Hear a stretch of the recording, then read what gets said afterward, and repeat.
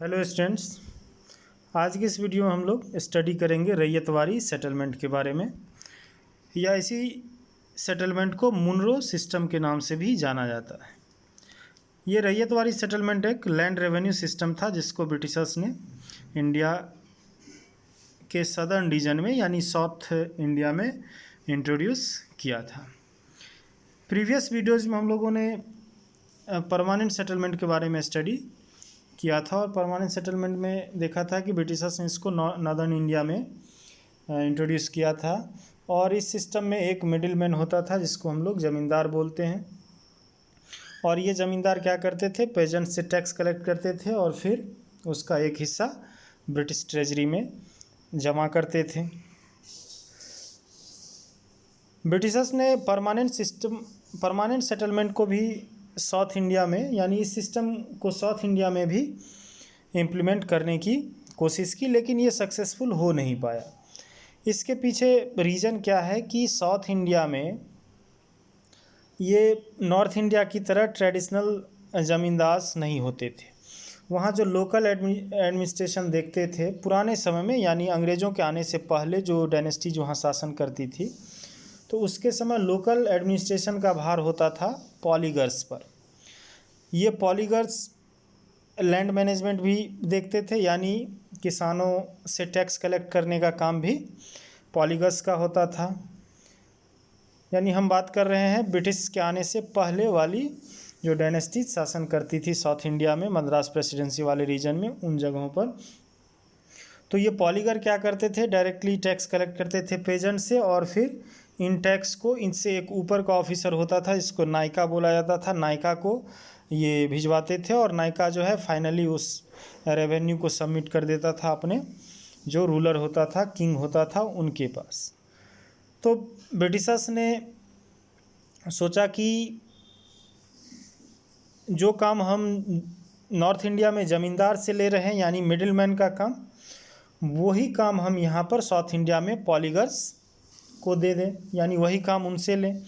लेकिन ये पॉसिबल हो नहीं पाया क्योंकि पॉलीगर्स ज़मींदार की तरह ब्रिटिश रूल के प्रति लॉयल थे नहीं। वो ब्रिटिशर्स को आउटसाइडर मानते थे और इंडिया से, अपने एरिया से भगाना चाहते थे। इस कारण से पॉलीगर्स ने काफ़ी लंबी लड़ाई लड़ी अंग्रेज़ों के ख़िलाफ़, लेकिन अंग्रेज़ों के बराबर वो पावरफुल थे नहीं। इस कारण से जो पॉलीगर मूवमेंट है उसको अंग्रेज़ों ने ब्रूटली दबा दिया, क्रश कर दिया। तो अब ब्रिटिशर्स को लगने लगा कि परमानेंट सेटलमेंट साउथ इंडिया में यानी मद्रास प्रेसिडेंसी में सक्सेसफुल होने वाला है नहीं, यहाँ कोई नया तरीका अपनाया जाए। और एक दिक्कत ये भी थी कि परमानेंट सेटलमेंट से खुद ब्रिटिशर्स भी खुश नहीं थे, क्योंकि इसमें रेवेन्यू को एक बार फिक्स कर दिया जाता था और फ्यूचर में उसको चेंज नहीं किया जाता था। लेकिन अब ब्रिटिशर्स इसको एक ड्रॉबैक मानते थे परमानेंट सेटलमेंट का, और वो चाहते थे कि टाइम टू टाइम रेवेन्यू को क्या किया जाए, रिवाइज किया जाए, बढ़ाया जाए, जिससे जो ब्रिटिश इनकम हो वो सीमित ना हो बल्कि समय के साथ बढ़ता रहे। तो अब एक नए लैंड रेवेन्यू सिस्टम को मद्रास प्रेसिडेंसी में इंट्रोड्यूस किया गया और इस सिस्टम को रैयतवारी सिस्टम बोला जाता है। और रैयतवारी सिस्टम में क्या था कि लैंड रेवेन्यू डायरेक्टली जो है पेजेंट से या पीजेंट यानी कल्टीवेटर से, किसान से वसूला जाता था।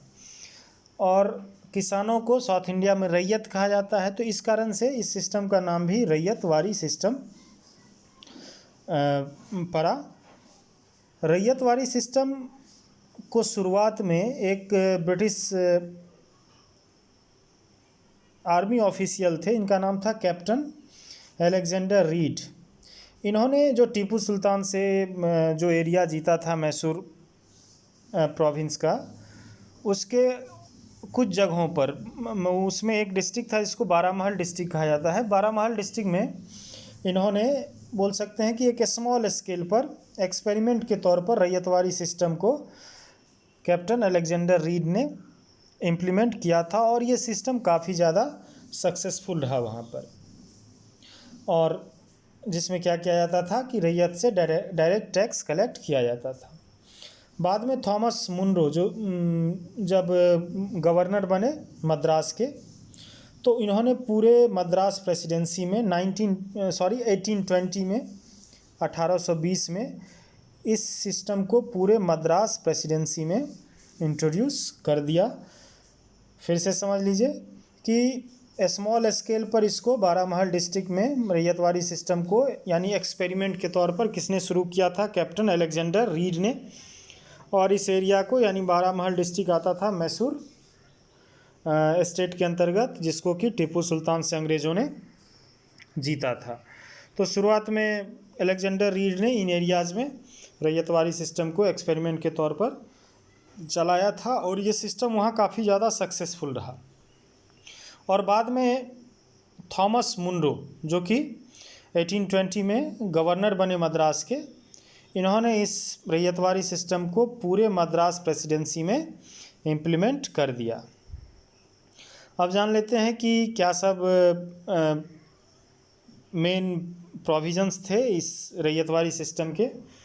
तो रैयतवाड़ी सिस्टम में रैयत यानी कल्टीवेटर्स जो ज़मीन पर खेती करते थे उसको लैंड का ऑनर बना दिया गया।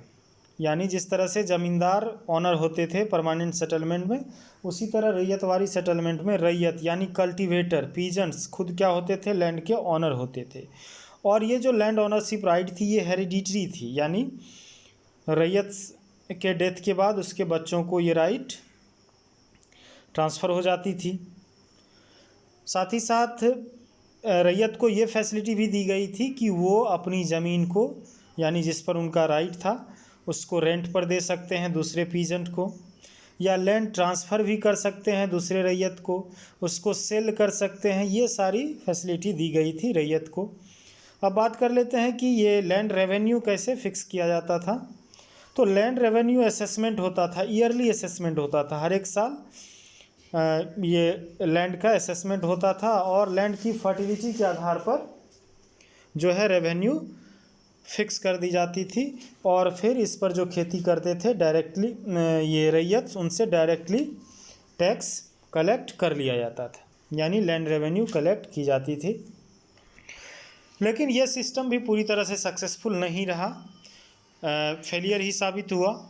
कारण क्या था इसमें कि अंग्रेज़ों ने ये रेवेन्यू अमाउंट काफ़ी हाई फिक्स किया था, काफ़ी ज़्यादा, और इतना ज़्यादा रेवेन्यू पे करने में पूरी तरह से अनेबल थे ये रैयत्स। और परिणाम ये हुआ कि रैयत्स ने खेती करना छोड़ दिया, कंट्री साइड से विलेज से ये लोग भागने लगे, गांव के गांव खाली हो गया। यानी हम कह सकते हैं कि ये सिस्टम भी फेलियर ही साबित हुआ। तो ये कुछ बातें थी रैयतवाड़ी सिस्टम के बारे में, जिसको मुंडो सिस्टम भी कहा जाता है। मुंडो सिस्टम इसलिए कहते हैं कि मद्रास प्रेसिडेंसी में लार्ज स्केल पर इसको थॉमस मुंडो ने इंट्रोड्यूस किया था, इस कारण से इसको मुंडो सिस्टम भी कहा जाता है। और रैयतवाड़ी सिस्टम क्यों कहा जाता है ये तो आप लोग समझ ही चुके हैं। तो चलिए आज के वीडियो में बस इतना ही। नेक्स्ट वीडियो में हम लोग कुछ और टॉपिक के बारे में स्टडी करेंगे। Thanks for watching.